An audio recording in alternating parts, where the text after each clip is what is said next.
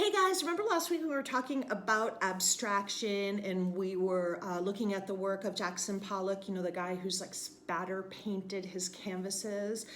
And we were talking about why that was important because he removed direct contact from the paintbrush with the canvas. He let space be in between. And that was really revolutionary for the time. But it's also a way to add some looseness to your work. So I'm going to show you a little trick on how to do that.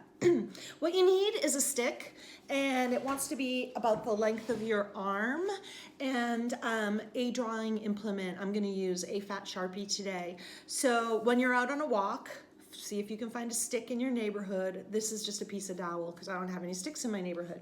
A little bend in the stick makes it even better. So the dowel's not ideal. A stick that you find on the street is probably better.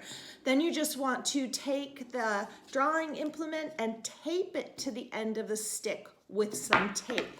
So this can be done kind of delicately with a compressed charcoal or a soft pencil like a 4B or a 6B or a marker. And in the classroom where we don't have to worry too much about making a mess because we're going to clean it up anyway, as opposed to in my kitchen, we would use a soft brush and your India ink taped to the end of the stick. So that can be really fun too if you want to try that. Just tape it up well, and then I'll show you the next step.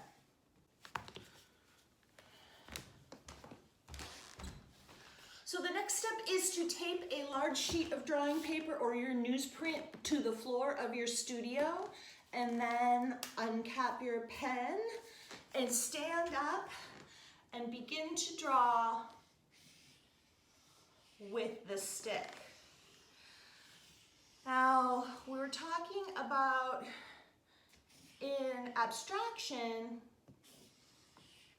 using different kinds of line, dividing the space, deciding whether or not to go off the page, and maybe using some pattern and repetition,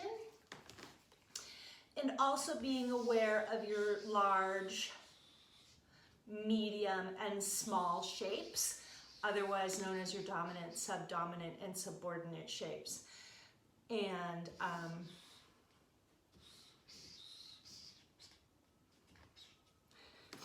getting a nice balance of those things. So you're gonna wanna do a few of these. You're gonna wanna draw quite a bit. And then you will see how letting go of control of the implement really frees you up to do some nice loose drawings.